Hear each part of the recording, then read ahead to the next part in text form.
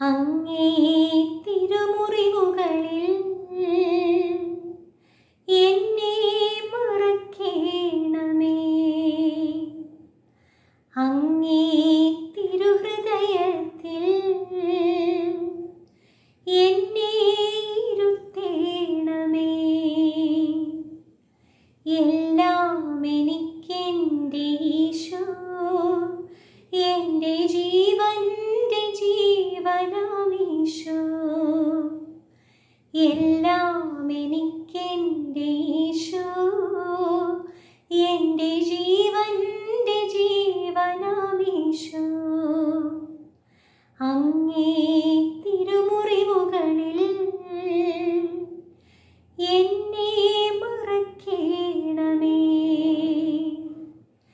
അങ്ങേ തിരുഹൃദയത്തിൽ എന്നെ ഇരുത്തേണമേ.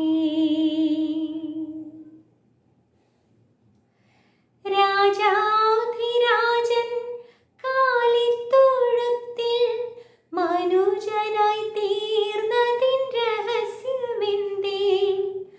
പാപിദാസിക്ക് പാഥേയമാകാൻ തിരുവോസ്തിയായതിൻ രഹസ്യമെന്തേ? അറിയില്ല നാഥ, ഒന്നെനിക്കറിയാം, സ്നേഹം സ്നേഹം സ്നേഹമെന്ന്. അറിയില്ല നാഥ, ഒന്നെനിക്കറിയാം, സ്നേഹം സ്നേഹം സ്നേഹമെന്ന്. നമസ്കാരം. പോയ വാരം ക്രൈസ്തവ സഭാലോകത്ത് നടന്ന വാർത്തകളും സംഭവങ്ങളും ചർച്ച ചെയ്യുന്ന ചർച്ച് ബീറ്റ്സിലേക്ക് സ്വാഗതം. ക്രിസ്തീയ ഭക്തിഗാന രംഗത്തെ വാനമ്പാടിയായ എലിസബത്ത് രാജുവിന്റെ ഗാനങ്ങളും വിശേഷങ്ങളും ഈ ആഴ്ചത്തെ ചർച്ച് ബീറ്റ്സിന്റെ പ്രേക്ഷകരിലേക്ക് എത്തിക്കുകയാണ്. മാലാഖമാരുത്തുവാനിൽ, സ്നേഹത്തുവാല കൊണ്ട് തുടയ്ക്കാം തുടങ്ങി ജനഹൃദയങ്ങൾ ഏറ്റെടുത്ത നിരവധി ക്രിസ്തീയ ഭക്തിഗാനങ്ങളിലൂടെ പ്രേക്ഷക മനസ്സുകൾ കീഴടക്കിയ ചലച്ചിത്ര പിന്നണി ഗായികയായ എലിസബത്ത് രാജുവിന്റെ പുതിയ ക്രിസ്തീയ ഭക്തിഗാനങ്ങൾ ഉടൻ പുറത്തിറങ്ങും. സ്നേഹത്തുവാല കൊണ്ടു തുടയ്ക്കാം എൻ്റെ ഈശോയേ നിൻ പൂമുഖം. സ്നേഹപ്പൂമാല ഞാൻ കൊരുക്കാം ഈശോയേ നിൻ മാറിൽ ചാർത്താൻ. ചലച്ചിത്ര പിന്നണി ഗായികയായ എലിസബത്ത് രാജു സംഗീത ലോകത്ത് തൻ്റെതായ വ്യക്തിമുദ്ര പതിപ്പിച്ചിട്ട് 1/4 നൂറ്റാണ്ടാവുകയാണ്. ആരും കേട്ടിരുന്നു പോകുന്ന സ്വരമാധുരിയുടെ ഉടമയായ എലിസബത്ത് ഇതുവരെ 4000-ഓളം ഗാനങ്ങൾ പാടിയിട്ടുണ്ട്. ഏറ്റവും ഹിറ്റ് ഗാനമായ അങ്ങേ തിരുമുറിവുകളിൽ എന്ന ഗാനവും ജനലക്ഷങ്ങൾ ഇരുകൈയും നീട്ടി സ്വീകരിച്ച ഗാനമാണ്. അങ്ങേ തിരുമുറിവുകളിൽ എന്നെ മറക്കേണമേ. അങ്ങേ തിരുഹൃദയത്തിൽ എന്നെ ഇരുത്തേണമേ. എല്ലാം എനിക്കെൻ്റെ ഈശോ, എൻ്റെ ജീവൻ്റെ ജീവനാമീശോ. എല്ലാം എനിക്കെൻ്റെ ഈശോ, എൻ്റെ ജീവൻ്റെ ജീവനാമീശോ. അങ്ങേ തിരുമുറിവുകളിൽ എന്നെ മറക്കേണമേ. അങ്ങേ തിരുഹൃദയത്തിൽ എന്നെ ഇരുത്തേണമേ.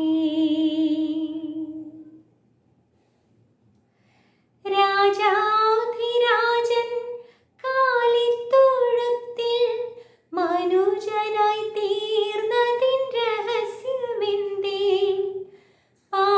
പാപിദാസിക്ക് പാഥേയമാകാൻ തിരുവോസ്തിയായതിൻ രഹസ്യമെന്തേ? അറിയില്ല നാഥ, ഒന്നെനിക്കറിയാം, സ്നേഹം സ്നേഹം സ്നേഹമെന്ന്. അറിയില്ല നാഥ, ഒന്നെനിക്കറിയാം, സ്നേഹം സ്നേഹം സ്നേഹമെന്ന്.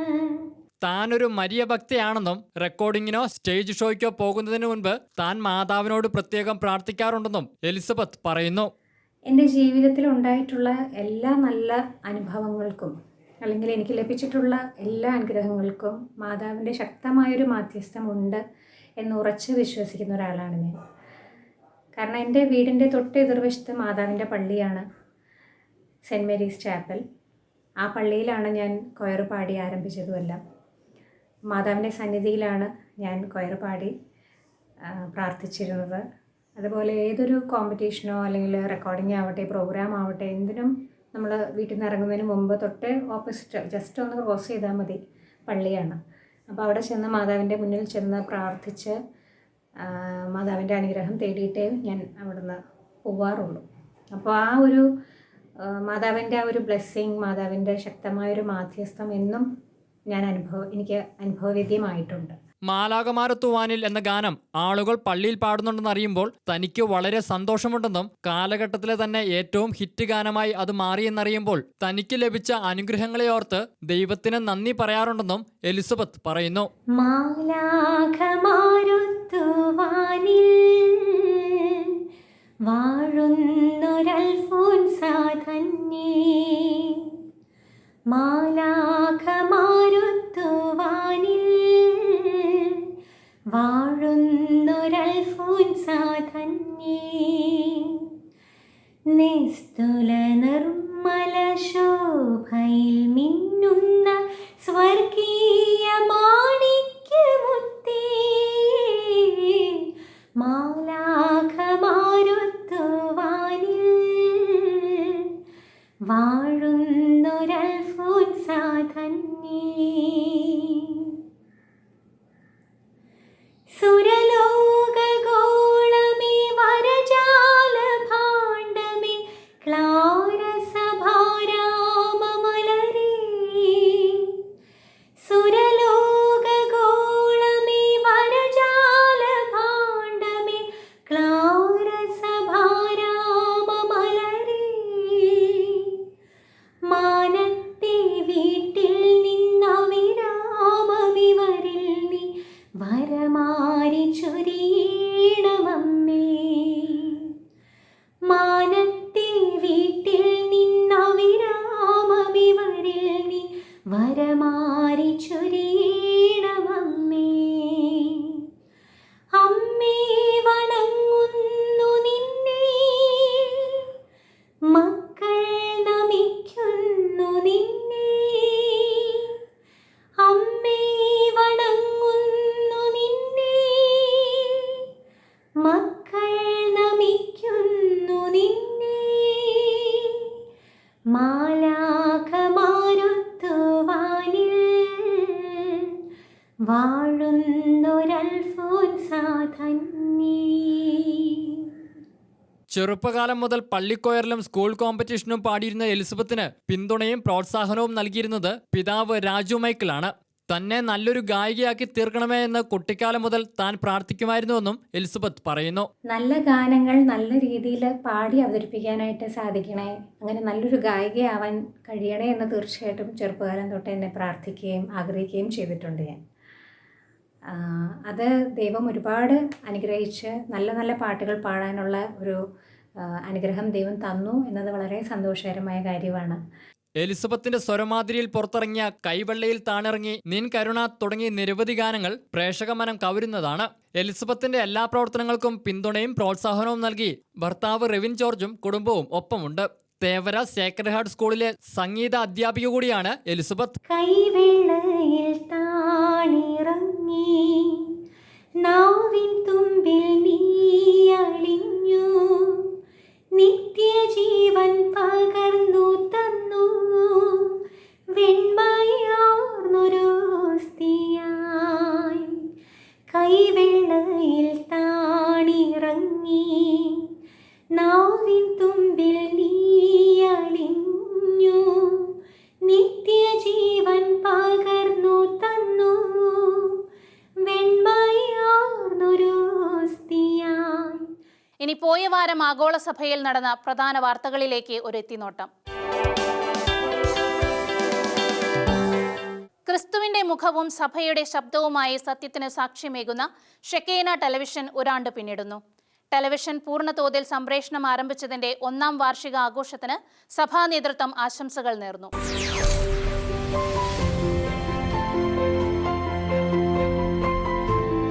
തീവ്രവാദവും ലവ് ജിഹാദ് പോലുള്ള വിഷയങ്ങളിൽ ഇരകളാക്കപ്പെട്ടവരുടെ സത്യാവസ്ഥ പുറത്തുകൊണ്ടുവന്നും കോവിഡ് ദിനങ്ങളിൽ വിശ്വാസികളുടെ ആത്മീയ കാര്യങ്ങൾ നിറവേറ്റുവാൻ തത്സമയ കുർബാനകളും ആരാധനയും സംരക്ഷണം ചെയ്തും ഷെക്കേന ടെലിവിഷൻ മുന്നേറുകയാണ്. കേരള സഭയിലെയും ആഗോള സഭയിലെയും വാർത്തകളും വാർത്താധിഷ്ഠിത പ്രോഗ്രാമുകളും തത്സമയം പ്രേക്ഷകരിലേക്ക് എത്തിക്കുവാൻ ഷെക്കേന ടെലിവിഷന് സാധിച്ചുവെന്നതും ഏറെ ശ്രദ്ധേയമാണ്. ചരിത്രത്തിൽ ആദ്യമായി വിശുദ്ധവാര തിരുക്കർമ്മങ്ങൾക്ക് വിശ്വാസി സമൂഹത്തിന് പള്ളിയിൽ പോകാൻ കഴിയാതെ വന്നപ്പോൾ സഹായമായത് ഷെക്കേന ടെലിവിഷൻ ആയിരുന്നുവെന്നത് ശ്രദ്ധേയമാണ്. മാനുഷിക മൂല്യങ്ങളിലും ക്രിസ്തീയ ആദർശങ്ങളിലും അടിയുറച്ചു മുന്നേറുന്ന ഷെക്കേന ന്യൂസ് ചാനൽ സേവനത്തിന്റെ പാതയിൽ സ്ഥിരപ്രതിഷ്ഠ നേടി നിലനിൽക്കുകയും വളരുകയും ചെയ്യട്ടെയെന്ന് സീറോ മലബാർ സഭ മേജർ ആർച്ച് ബിഷപ്പ് കർദിനാൾ മാർ ജോർജ് ആലഞ്ചേരി പറഞ്ഞു. മാധ്യമ സേവനത്തിൽ 1 വർഷം പിന്നിട്ടിരിക്കുന്ന ഷെക്കീന TV ചാനലിന് ഹൃദയം നിറഞ്ഞ അഭിനന്ദനങ്ങൾ. മാനുഷിക മൂല്യങ്ങളിലും ക്രിസ്തീയ ആദർശങ്ങളിലും അടിയുറച്ച് മുന്നേറുന്ന ഷെക്കീന TV സേവനത്തിൻ്റെ പാതയിൽ സ്ഥിരപ്രതിഷ്ഠ നേടി നിലനിൽക്കുകയും വളരുകയും ചെയ്യട്ടെ എന്ന് ആശംസിക്കുന്നു. കോവിഡ് മഹാമാരിയുടെ ദിനങ്ങളിൽ മലയാളികൾക്ക് ഷെക്കേന ടെലിവിഷൻ വലിയൊരു അനുഗ്രഹമായി മാറിയെന്നും ഷെക്കേന ടെലിവിഷന്റെ വാർത്തകളും വാർത്താധിഷ്ഠിത പ്രോഗ്രാമുകളും ജാതിമത ഭേദമന്യേ സത്യസന്ധമായി കാര്യങ്ങൾ മനസ്സിലാക്കുവാനുള്ള ചാനലായി മാറിയെന്നും സഭാപിതാക്കന്മാർ പറഞ്ഞു. ഒരു വർഷ കാലഘട്ടത്തിനുള്ളിൽ ഷെക്കീന TV ചാനൽ നമ്മളൊന്നും ചിന്തിക്കാത്ത രീതിയിൽ അത്രയും വലിയ വളർച്ചയാണ് ഉണ്ടാക്കിയത്. കോവിഡ്-19 മഹാമാരിയുടെ കാലഘട്ടത്തിൽ ഷെക്കീന TV ചാനൽ മലയാളികൾക്ക്, കേരളത്തിന് വലിയൊരു അനുഗ്രഹമായി മാറി. ലോക്ക്ഡൌൺ ആയപ്പോൾ വിശ്വാസികൾക്ക് പള്ളിയിൽ പോകാൻ സാധിക്കാതെ വന്നപ്പോൾ പരിശുദ്ധ കുർബാനയും മറ്റു ആരാധനാക്രമങ്ങളും ഓൺലൈനായി ഷെക്കീന TV നൽകിയത് വലിയ അനുഗ്രഹമായി. മാത്രമല്ല, ഷെക്കീന TVയുടെ വാർത്താ പ്രക്ഷേപണങ്ങൾ, ഡിബേറ്റുകൾ, മറ്റു പല പരിപാടികളും ജാതിമതഭേദമന്യേ എല്ലാവർക്കും വളരെ അനുഗ്രഹമായി, സത്യസന്ധമായി കാര്യങ്ങൾ മനസ്സിലാക്കാനുള്ള ഒരു നല്ല ചാനലായി മാറി. കോവിഡ് ബാധിച്ച് ആശുപത്രിയിൽ കഴിയുന്ന തലശ്ശേരി അതിരൂപത ആർച്ച് ബിഷപ്പ് മാർ ജോർജ് ഞെരളങ്ങാട്ടും ടെലിവിഷന് ആശംസകൾ നേർന്നു. വസ്തുനിഷ്ഠമായ വാർത്തകൾ അവതരിപ്പിച്ചുകൊണ്ട് സഭാ പ്രബോധനങ്ങളെ അതിന്റെ തനിമയിൽ ജനമധ്യത്തിൽ അവതരിപ്പിച്ചു. കാലിക പ്രശ്നങ്ങളിലേക്ക് മനുഷ്യരുടെ ചിന്തയെ തിരിച്ചുവിട്ടു. വേദനിക്കുന്ന മനുഷ്യന്റെ എല്ലാ വേദനകളും പങ്കുചേർന്ന് അത് അധികാരികളുടെ ശ്രദ്ധയിൽ കൊണ്ടുവരാൻ പരിശ്രമിച്ചു. ഷെക്കീന അതിന്റെ യാത്ര തുടരുകയാണ്. എല്ലാ വിജയങ്ങളും ഷെക്കീനയ്ക്ക് നേരുന്നു. ദൈവം ഷെക്കീനയെയും അതിന്റെ എല്ലാ പ്രവർത്തകരെയും പ്രേക്ഷകരെയും അനുഗ്രഹിക്കട്ടെന്ന് ആശംസിക്കുന്നു. ചിറ്റിലപ്പള്ളി പിതാവിന്റെയും ആനുകുഴിക്കാട്ടിൽ പിതാവിന്റെയും മൃതസംസ്കാര ശുശ്രൂഷകളും മറ്റു തത്സമയ വാർത്തകളും പ്രേക്ഷകരിലേക്ക് എത്തിക്കുവാൻ ടെലിവിഷന് സാധിച്ചിട്ടുണ്ട്. ഷെക്കേന ടെലിവിഷന്റെ ചെയർമാൻ ബ്രദർ സന്തോഷ് കരുമത്രയുടെ നേതൃത്വത്തിൽ ആരംഭിച്ച ചാനൽ ദൈവത്തിന്റെ അത്ഭുതകരമായ ഇടപെടലിലൂടെ അനേകായിരങ്ങളിലേക്കെത്തി. കേരള വിഷൻ കേബിൾ നെറ്റ്വർക്കിലും ACV ഡെൻ ഇടുക്കി വിഷൻ എന്നീ കേബിൾ നെറ്റ്വർക്കുകളിലും ഷെക്കേന ടെലിവിഷന്റെ എല്ലാ പ്രോഗ്രാമുകളും വാർത്തകളും ലഭ്യമാണ്. ഉടൻ തന്നെ മറ്റു DTH പ്ലാറ്റ്ഫോമുകളിലും ഷെക്കേന ടെലിവിഷൻ ലഭ്യമാകും. തത്സമയ വാർത്തകളും പ്രോഗ്രാമുകളും തത്സമയ വിശുദ്ധ കുർബാനകളും ആരാധനയും ഷെക്കേന യൂട്യൂബ് ചാനലിലും ഫേസ്ബുക്ക് പേജിലും ലഭ്യമാണ്. നമുക്കും മുന്നേറാം ഷെക്കൈനയോടൊപ്പം. ലോകം ഭീതിയുടെ നിഴലിൽ നിൽക്കുമ്പോൾ സർവ്വജനങ്ങൾക്കും നൽകുന്ന പ്രത്യാശയുടെ പ്രവാചക ശബ്ദമാണ് ഫ്രാൻസിസ് പാപ്പയുടെ ഫ്രത്തേലി തൂത്തിയെന്ന് കണ്ണൂർ രൂപതാ ബിഷപ്പ് ഡോക്ടർ അലക്സ് വടക്കുംതല. വിശ്വമാനവിക വീക്ഷണത്തോടെയാണ് പാപ്പ തന്റെ 3ാമത്തെ ചാക്രിക ലേഖനം ആഗോള ക്രൈസ്തവ സഭയ്ക്ക് സമർപ്പിച്ചതെന്നും ബിഷപ്പ് ഡോക്ടർ അലക്സ് വടക്കുംതല വ്യക്തമാക്കി. അസീസിയിലെ വിശുദ്ധ ഫ്രാൻസിസിന്റെ ജീവിത ലാളിത്യവും സഹജീവികളോടുള്ള കരുതലുമാണ് ഫ്രാൻസിസ് പാപ്പയെ ഫ്രത്തേലി തൂത്തി എന്ന 3ാം ചാക്രിക ലേഖനത്തിലേക്ക് നയിച്ചതെന്ന് ആമുഖത്തിൽ പറയുന്നുണ്ടെന്നും വിശ്വമാനവികതയുടെ പ്രതീകമായിട്ടാണ് വിശുദ്ധ ഫ്രാൻസിസ് ജീവിച്ചതെന്നും ഇതേ വീക്ഷണകോണിലൂടെയാണ് പുതിയ ചാക്രിക ലേഖനം പാപ്പ അവതരിപ്പിച്ചിരിക്കുന്നതെന്നും കണ്ണൂർ രൂപതാ ബിഷപ്പ് ഡോക്ടർ അലക്സ് വടക്കുംതല പറഞ്ഞു. പ്രതിസന്ധികളും പ്രതികൂല സാഹചര്യങ്ങളും മറന്ന് വിശുദ്ധ ഫ്രാൻസിസ് അസീസി മാനവ സാഹോദര്യം പുലർത്തിയ ചരിത്രത്തെ ഓർമ്മപ്പെടുത്തും വിധമാണ് പാപ്പ തന്റെ അജപാലനം കൊണ്ട് ഫ്രത്തേലി തൂത്തിയിലൂടെ വിശദമാക്കുന്നതെന്നും ബിഷപ്പ് ഡോക്ടർ അലക്സ് വടക്കുംതല വ്യക്തമാക്കി. പലവിധത്തിലുള്ള പ്രതിസന്ധി ലോകത്തിൽ നിറഞ്ഞു അവസരത്തിലാണ് ഈ പുതിയ ചാക്രിക ലേഖനം ഫ്രാൻസിസ് പാപ്പ ഇറക്കുന്നത്. 8 അധ്യായങ്ങളിലായി 287 ഖണ്ഡികളിലുള്ള ഈ ചാക്രിക ലേഖനം എഴുതുവാൻ തന്നെ പ്രേരിപ്പിച്ചത് പ്രഥമവും പ്രധാനവുമായി അസീസിയിലെ വിശുദ്ധ ഫ്രാൻസിസിൻ്റെ ജീവിത ലാളിത്യവും സ്നേഹവും മറ്റുള്ളവരോടുള്ള കരുതലും ഒക്കെയാണെന്ന് ഫ്രാൻസിസ് പാപ്പ ഇതിൻ്റെ ആമുഖത്തിൽ തന്നെ പറയുന്നു.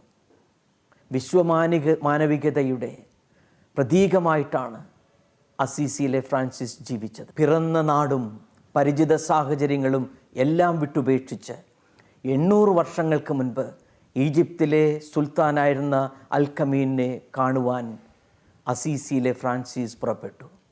അവിടെ പുതിയൊരു സംസ്കാരമുണ്ട്, ഭാഷയുണ്ട്, മതങ്ങളുണ്ട്. അങ്ങനെ എല്ലാം പ്രതിസന്ധികളും അപകടങ്ങളും അതിജീവിച്ചുകൊണ്ട് തന്നെ അദ്ദേഹം ഈ മറ്റുള്ളവരോട് അവരെ മാനവികതയിൽ ആശ്ലേഷിക്കുവാൻ വേണ്ടി കടന്നു ചെന്നു. ഈ ഒരു പ്രചോദനമാണ് ഫ്രാൻസിസ് പാപ്പയെ ഫ്രത്തേലി തൂത്തി എഴുതുവാൻ പ്രേരിപ്പിച്ചത് എന്നും വ്യക്തമാക്കുന്നു. മതങ്ങളുടെ അതിർത്തി വരമ്പുകൾക്കപ്പുറം സമഭാവനയും സഹവർത്തിത്വവും സാഹോദര്യവും ഉറപ്പുവരുത്താൻ സഹകരിക്കണമെന്ന് വിശ്വമാനവികതയുടെ നവഗ്രന്ഥമായി മാറുന്ന ഫ്രത്തേലി തൂത്തിയിലൂടെ പാപ്പ ആഹ്വാനം ചെയ്യുകയാണെന്നും ഈ ആധുനിക കാലഘട്ടത്തിൽ വിശ്വസാഹോദര്യത്തിന്റെ വക്താക്കളായി മാറിയ Mahatma Gandhi, Martin Luther King, archbishop Desmond Tutu എന്നീ മഹത് വ്യക്തികളുടെ ജീവിതവും പ്രബോധനങ്ങളും നിലപാടുകളുമെല്ലാം പുതിയ ചാക്രിക ലേഖനം എഴുതാൻ ഫ്രാൻസിസ് മാർപ്പാപ്പയെ പ്രചോദിപ്പിച്ചെന്നും ഫ്രത്തേലി തൂത്തി പരിചയപ്പെടുത്തിക്കൊണ്ട് ബിഷപ്പ് ഡോക്ടർ അലക്സ് വടക്കുംതല പറഞ്ഞു. ഓൺലൈനിലൂടെ തുടർച്ചയായ 88 മണിക്കൂർ കൊണ്ട് സമ്പൂർണ്ണ ബൈബിൾ വായിച്ച് ശ്രദ്ധേയരാവുകയാണ് ഓസ്ട്രേലിയയിലെ അഡ്ലെയ്ഡിലുള്ള വിശുദ്ധ എവുപ്രാസിയാമ്മയുടെ നാമധേയത്തിലുള്ള ഇടവകാംഗങ്ങൾ. ദൈവവചനത്തിൽ ആഴമായ ഭക്തിയിലും വിശ്വാസത്തിലും വളരുക എന്ന ലക്ഷ്യത്തോടെയാണ് ഇടവക ജനങ്ങളെല്ലാവരും ബൈബിൾ പാരായണത്തിൽ പങ്കെടുത്തത്. ഞാൻ പറയുന്നത് നിങ്ങൾ തന്നെ വിവേചിക്കുവിൻ. നാം ആശീർവദിക്കുന്ന അനുഗ്രഹത്തിന്റെ പാനപാത്രം മിശിഹായുടെ രക്തത്തിലുള്ള പങ്കുചേരലല്ലേ? നാം മുറിക്കുന്ന അപ്പം മിശിഹായുടെ ശരീരത്തിലുള്ള പങ്കുചേരലല്ലേ? എന്തുകൊണ്ടെന്നാൽ അപ്പം ഒന്നേ ഉള്ളൂ. നാം പലരാണെങ്കിലും ഒരു ശരീരമാണ്. കാരണം നാം എല്ലാവരും ഒരേ അപ്പത്തിലാണ് പങ്കുകൊള്ളുന്നത്. തുടർച്ചയായ 88 മണിക്കൂർ 11 മിനിറ്റ് കൊണ്ടാണ് ഇടവകാംഗങ്ങൾ ബൈബിൾ വായിച്ചു തീർത്തത്. ബൈബിൾ വായനയിൽ പങ്കെടുത്ത എല്ലാവർക്കും ആത്മീയമായ വളർച്ചയ്ക്കും ദൈവവചനത്തോട് കൂടുതൽ ആഭിമുഖ്യം പുലർത്തുവാനും കാരണമായെന്നും ഇടവക വികാരി ഫാദർ ഫ്രാൻസിസ് പുല്ലുകാട്ട് പറഞ്ഞു. ഏകദേശം 88 മണിക്കൂർ 11 മിനിറ്റ് 55 സെക്കൻഡ് കൊണ്ട് വിശുദ്ധ ഗ്രന്ഥ വായന പൂർത്തിയാക്കി. അതിൽ പങ്കെടുത്ത എല്ലാവർക്കും അതിൽ ആത്മീയമായ പ്രേരണയ്ക്കും വളർച്ചയ്ക്കും കൂടുതൽ ദൈവവചനത്തോട് ആഭിമുഖ്യം പുലർത്തുവാനുള്ള ഒരു പ്രത്യേകമായ പ്രേരണയ്ക്കും അത് കാരണമായി. അതിൽ പങ്കെടുത്ത എല്ലാവർക്കും ഞാൻ പ്രത്യേകം നന്ദി പറയുന്നു. സർവശക്തനായ ദൈവത്തിൻ്റെ വചനത്തിൽ എന്നും അടിയുറച്ച് ജീവിക്കുവാനുള്ള ഒരു വലിയ പ്രേരണയായി ഈ വിശുദ്ധ ഗ്രന്ഥ വായന മാറി എന്നതിൽ വലിയ സന്തോഷമുണ്ട്. കുട്ടികൾ മുതൽ മുതിർന്നവർ വരെ ബൈബിൾ പാരായണത്തിൽ പങ്കെടുത്തു. നേഴ്സായി ജോലി ചെയ്യുന്നവരും മറ്റു ജോലികളിൽ ഏർപ്പെട്ടിരിക്കുന്നവരും ബൈബിൾ വായനയ്ക്കായി പ്രത്യേക സമയം കണ്ടെത്തി ബൈബിൾ പാരായണത്തിൽ പങ്കാളികളായി. Psalms 91. If you dwell in the shelter of the Most High and rest in the shadow of the Almighty, you can say to the Lord, my stronghold, my refuge. The book of Psalms, chapter 56. Be merciful unto me, O God, for man should swallow me up. He fighting daily uproots me. എന്നാൽ കൽപ്പന വന്നപ്പോൾ പാപം സജീവമാവുകയും ഞാൻ മരിക്കുകയും ചെയ്തു. ഇങ്ങനെ ജീവന് വേണ്ടിയുള്ള കൽപ്പന എനിക്ക് മരണത്തിനുള്ളതായി തീർന്നു. Placed him in their midst, and he said, Amen, I say to you, unless you change and become like little children. മറ്റുള്ളവരുടെ കണ്ണുകൾക്ക് വെളിച്ചമേകുന്ന ചിരിയത്ത് പൗലോസ് ലോക കാഴ്ച ദിനത്തിൽ വീണ്ടും ശ്രദ്ധേയനാവുകയാണ്. നേത്രദാനത്തിന് മറ്റുള്ളവരെ പ്രേരിപ്പിക്കുന്നത് ജീവിത നിയോഗമാക്കി മാറ്റിയ ഇരിഞ്ഞാലക്കുട രൂപതാംഗമായ പൗലോസ് ഇതുവരെ 1000-ൽ പരം ആളുകൾക്ക് വെളിച്ചമേകിയിട്ടുണ്ട്. പൗലോസിനെ കണ്ടാൽ സ്നേഹത്താൽ കണ്ണു നിറയാത്തവരുടെ എണ്ണം 1000 കടന്നിരിക്കുന്നു. കാഴ്ചയില്ലാത്തതുമൂലം ഇരുളിന്റെ ലോകത്തിൽ കഴിഞ്ഞിരുന്ന 1000-ന് മുകളിൽ ആളുകളെയാണ് താഴിക്കാട് ചിരിയത്ത് പൗലോസ് വെളിച്ചത്തിന്റെ ലോകത്തിലേക്ക് നയിക്കാൻ സഹായിച്ചത്. ചെറുപ്പത്തിൽ സമീപ വീടുകളിലെ രോഗികൾക്ക് ആശുപത്രികളിൽ കൂട്ടിരിക്കാൻ പോകുന്നതിൽ നിന്നാണ് പൗലോസിന്റെ സേവന ജീവിതത്തിന്റെ തുടക്കം. 1978-ൽ അങ്കമാലി ലിറ്റിൽ ഫ്ലവർ ആശുപത്രിയിൽ രോഗിക്ക് കൂട്ടിരിക്കാൻ എത്തിയപ്പോഴാണ് അദ്ദേഹം നേത്രദാനത്തെക്കുറിച്ചറിഞ്ഞത്. ആരും തന്നെ കണ്ണ് ദാനം ചെയ്യാനായി മുന്നോട്ട് വരാറില്ലെന്നും മരിച്ചയാളുടെ വീട്ടിൽ ചെന്ന് നേത്രദാനത്തെക്കുറിച്ച് പറഞ്ഞു മനസ്സിലാക്കിയതിനു ശേഷമാണ് അവർ നേത്രദാനത്തിന് തയ്യാറാകുന്നതെന്നും പൗലോസ് പറഞ്ഞു. ഒരമ്മയുടെ 13 വയസ്സുള്ള ഏക മകൾ മരിച്ച് 5 മിനിറ്റ് കഴിഞ്ഞപ്പോൾ കുട്ടിയുടെ അമ്മ തന്നെ വിളിച്ച് കണ്ണുവന്നെടുത്തോളൂ എന്നു പറഞ്ഞ സംഭവം ഇപ്പോഴും തനിക്ക് മറക്കാനാവില്ലെന്നും ചിരിയത്ത് പൗലോസ് പറഞ്ഞു. 13 വയസ്സായ ഒരു കുട്ടി മരിച്ചിട്ട് സ്വന്തം അമ്മ 5 മിനിറ്റിനുള്ളിൽ എന്നെ അറിയിച്ച് കഴിഞ്ഞിട്ട് മോളുടെ കണ്ണെടുത്തോളാൻ പറഞ്ഞു കഴിഞ്ഞിട്ട് എന്നോട് പറഞ്ഞിട്ടുണ്ട്. അതൊക്കെ ഒരു വലിയ അമ്മ ഒറ്റ മകളുള്ള ആ മകൾ മരിച്ചിട്ട് ആ മോളുടെ കണ്ണെടുത്തോളാൻ പറഞ്ഞെങ്കിൽ എത്രത്തോളം അവർക്കൊരു ഇതുണ്ടായിരിക്കണം. വളരെ ചുരുക്കമുള്ളൂ. നമ്മൾ ചെന്ന് കഴിഞ്ഞിട്ട് അവരുടെ വീട്ടിൽ ചെന്ന് കണ്ണിൻ്റെ മഹത്വത്തെ പറ്റി പറഞ്ഞ് മനസ്സിലാക്കി അവരോട് കാര്യം പറഞ്ഞ് മനസ്സിലാക്കിയാലാണ് അവർ തരാൻ തയ്യാറാവുക. 80-ാം വയസ്സിലും വിശ്രമമില്ലാതെ നേത്രദാന രംഗത്ത് സജീവമായി പ്രവർത്തിക്കുകയാണ് അദ്ദേഹം. കേരള ഐ അസോസിയേഷന്റെ അടക്കം ഒട്ടേറെ പുരസ്കാരങ്ങൾ പൗലോസിന് ലഭിച്ചിട്ടുണ്ട്. ഇരിങ്ങാലക്കുട രൂപതയിലെ അൽമായരുടെ ഇടയിൽ ഒറ്റയ്ക്കൊരാൾ നടത്തിയ പ്രവർത്തനം പ്രശംസനീയമാണെന്ന് താഴിക്കാട് മേജർ ആർക്കി എപ്പിസ്കോപ്പൽ തീർത്ഥാടന കേന്ദ്രം arch priest father John Kavalakkat പറഞ്ഞു. ഈ ഒരു കാലഘട്ടത്തിൽ അദ്ദേഹം 1000 കണ്ണുകൾ ദാനം ചെയ്യാനായിട്ട് സഹായിച്ചിട്ടുണ്ട്. ഇരിങ്ങാലക്കുട രൂപതയിൽ അൽമായരിടയിൽ ഇത്രയും കണ്ണുകൾ ദാനം ചെയ്യാൻ ഒറ്റയ്ക്കൊരാൾ നടത്തിയ ആ ഉദ്യമം തികച്ചും പ്രശംസനീയമാണ്. തന്റെ ശരീരത്തിലെ എല്ലാ അവയവങ്ങളും ദാനം ചെയ്യാനുള്ള സമ്മതപത്രം പൗലോസ് നൽകിയിട്ടുണ്ട്. പൗലോസിന്റെ പ്രവർത്തനം കണ്ട് അദ്ദേഹത്തിന്റെ മക്കളും കൊച്ചുമക്കളും നേത്രദാനം ചെയ്യാനുള്ള സമ്മതപത്രം നൽകിയിട്ടുണ്ട്. ഭീമ കൊറേഗാവ് കേസിൽ മനുഷ്യാവകാശ പ്രവർത്തകനും ജെസ്യൂട്ട് സഭാ വൈദികനുമായ ഫാദർ സ്റ്റാൻ സ്വാമിക്കെതിരെ UAPA ചുമത്തി കുറ്റപത്രം സമർപ്പിച്ച നടപടിയിൽ പ്രതിഷേധം മുറുകുന്നു. നിരവധി സംഘടനകളാണ് പ്രതിഷേധവുമായി രംഗത്ത് വരുന്നത്. മഹാരാഷ്ട്രയിലെ ഭീമ കൊറേഗാവ് കേസിൽ മലയാളിയായ സാമൂഹ്യ പ്രവർത്തകൻ ഫാദർ സ്റ്റാൻ സ്വാമിയെ കഴിഞ്ഞ ദിവസമാണ് NIA അറസ്റ്റ് ചെയ്തത്. 83-കാരനായ ഫാദർ സ്റ്റാൻ സ്വാമിയെ റാഞ്ചിയിലെ വീട്ടിൽ നിന്നായിരുന്നു കസ്റ്റഡിയിലെടുത്തത്. ഭീമ കൊറേഗാവ് കേസുമായി ബന്ധപ്പെട്ട് ഇതിനു മുൻപ് 15 മണിക്കൂറോളം തന്നെ NIA ചോദ്യം ചെയ്തിട്ടുണ്ടെന്ന് ഫാദർ സ്റ്റാൻ സ്വാമി മാധ്യമങ്ങളിലൂടെ വെളിപ്പെടുത്തിയിരുന്നു. മാവോയിസ്റ്റ് വാദികളുമായി ബന്ധപ്പെട്ട വിവരങ്ങളാണ് തന്നോട് ചോദിച്ചതെന്നും പുറത്തുവിട്ട വീഡിയോയിൽ അദ്ദേഹം വ്യക്തമാക്കിയിട്ടുള്ളതാണ്. കേസുമായി ബന്ധപ്പെട്ട് 2018-ലും 2019-ലും ഇദ്ദേഹത്തിന്റെ വീട് NIA റെയ്ഡ് നടത്തിയിട്ടുണ്ട്. പാവപ്പെട്ടവരുടെ ഉന്നമനത്തിനായി സുദീർഘമായ സേവനം കാഴ്ചവെച്ചിട്ടുള്ള ഫാദർ സ്റ്റാൻ സ്വാമിക്കെതിരെയുള്ള നടപടിയിൽ ജെസ്യൂട്ട് സഭ ആകമാനം പ്രതിഷേധിക്കുകയാണെന്നും നടപടി ന്യായീകരിക്കാൻ സാധിക്കാത്തതാണെന്നും Jesuit conference south Asia president father George Patteri പറഞ്ഞു.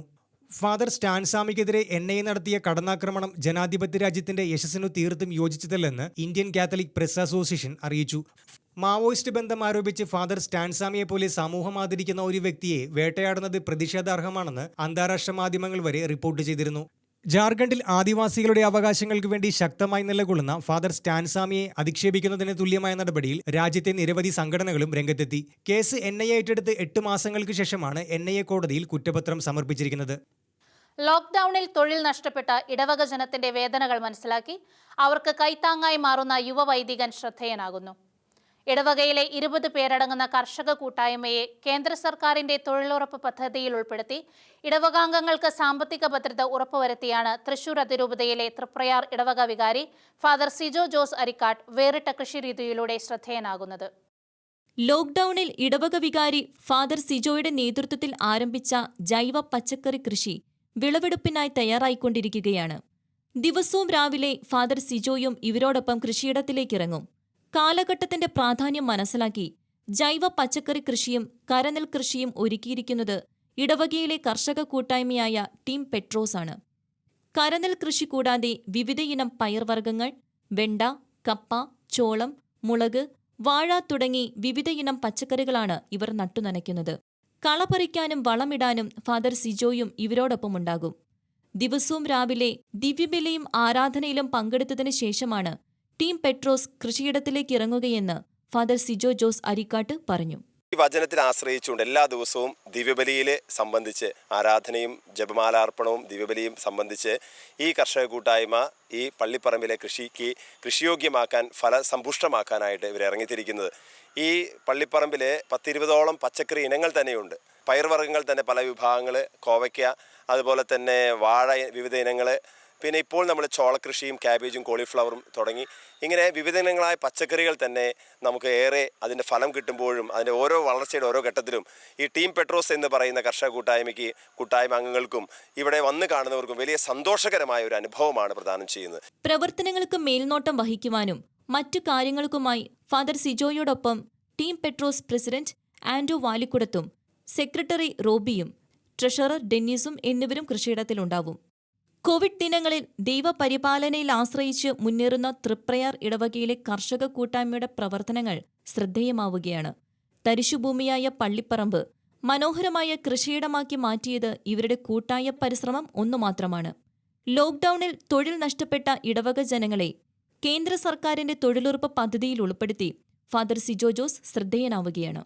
യുവാക്കൾക്കിടയിൽ അതിജീവനത്തിന്റെ നല്ല പാഠം എത്തിക്കുക എന്ന ലക്ഷ്യവുമായി നെയ്യാറ്റിൻകര രൂപതാ സമിതി അഗ്രി ചലഞ്ച് സംഘടിപ്പിച്ചു. യുവജനങ്ങളിലെ കാർഷിക അഭിരുചി മാറ്റുരയ്ക്കപ്പെട്ട ചലഞ്ചിൽ രൂപതയുടെ എല്ലാ ഫൊറോണകളിൽ നിന്നുമായി 836 മത്സരാർത്ഥികൾ പങ്കെടുത്തു. കോവിഡ് കാലത്ത് യുവജനങ്ങളിൽ കാർഷിക അവബോധം വളർത്തുക, വിഷരഹിത പച്ചക്കറികൾ ഉൽപ്പാദിപ്പിക്കുക, സ്വയം പര്യാപ്ത കുടുംബങ്ങൾ സൃഷ്ടിക്കുക എന്നീ ലക്ഷ്യങ്ങളോടെ സംഘടിപ്പിച്ച അഗ്രി ചലഞ്ച് വൻ വിജയമായതായി നെയ്യാറ്റിൻകര രൂപതാ സമിതി അറിയിച്ചു. 836 യുവജനങ്ങൾ പങ്കെടുത്ത അഗ്രി ചലഞ്ചിൽ പാറശാല ഫൊറോനയിലെ പൊൻവിള ഇടവകാംഗമായ അബിയ 1ാം സ്ഥാനം കരസ്ഥമാക്കി. ഫൈനൽ റൗണ്ടിൽ എത്തിയ 120 യുവജനങ്ങളുടെ വീടുകളിൽ കൃഷിവിദഗ്ധരായ വിധികർത്താക്കളുടെ സഹായത്തോടെ രൂപതാ ഡയറക്ടറും രൂപതാ സമിതി അംഗങ്ങളും സന്ദർശിക്കുകയും മൂല്യനിർണയം നടത്തി വിജയികളെ കണ്ടെത്തുകയുമായിരുന്നു. രൂപതയുടെ യുവജന commission director father Robin C പീറ്ററിന്റെ ദീർഘവീക്ഷണത്തിൽ രൂപപ്പെട്ട പരിപാടി യുവജനങ്ങൾക്കിടയിൽ നവ്യാനുഭവമായി. രൂപത KCYM പ്രസിഡന്റ് ജോജി ടെന്നിസനും കൈകോർത്ത അഗ്രി ചലഞ്ചിൽ ഏറ്റവും കൂടുതൽ യുവജനങ്ങൾ പങ്കെടുത്തത് നെയ്യാറ്റിൻകര ഫൊറോനയിൽ നിന്നായിരുന്നു. മലയാള ക്രിസ്തീയ ഭക്തിഗാന രംഗത്ത് പുത്തൻ ചുവടുവയ്പുമായി UK മലയാളി സംഗീത സംവിധായകനായ ജസ്വിൻ പടയാറ്റിൽ ശ്രദ്ധേയനാകുന്നു. ഈയിടെ പുറത്തിറങ്ങിയ സ്നേഹമാം ഈശോയെ എന്ന ക്രിസ്തീയ ഭക്തിഗാനത്തിൽ 14 രാജ്യങ്ങളിൽ നിന്നുള്ള 183 കുട്ടികളാണ് പാടിയിരിക്കുന്നത്. കേരളത്തിന്റെ കുഞ്ഞുമാനമ്പാടിയായ ശ്രേയ ജയദീപും ഗാനത്തിൽ പാടിയിട്ടുണ്ട്. ജസ്വിൻ പടയാറ്റിൽ എന്ന യൂട്യൂബ് ചാനലിലൂടെയാണ് ഈ ഗാനം പുറത്തിറക്കിയിരിക്കുന്നത്. ഈ റിപ്പോർട്ടോടെ ഈ ആഴ്ചത്തെ ചർച്ച് ബീറ്റ്സ് പൂർണ്ണമാവുകയാണ്. ഇനി ക്രൈസ്തവ സഭാ ലോകത്തെ വാർത്തകളും വിശേഷങ്ങളുമായി അടുത്തയാഴ്ച ഇതേ ദിവസം ഇതേ സമയം കാണാം. നന്ദി, നമസ്കാരം.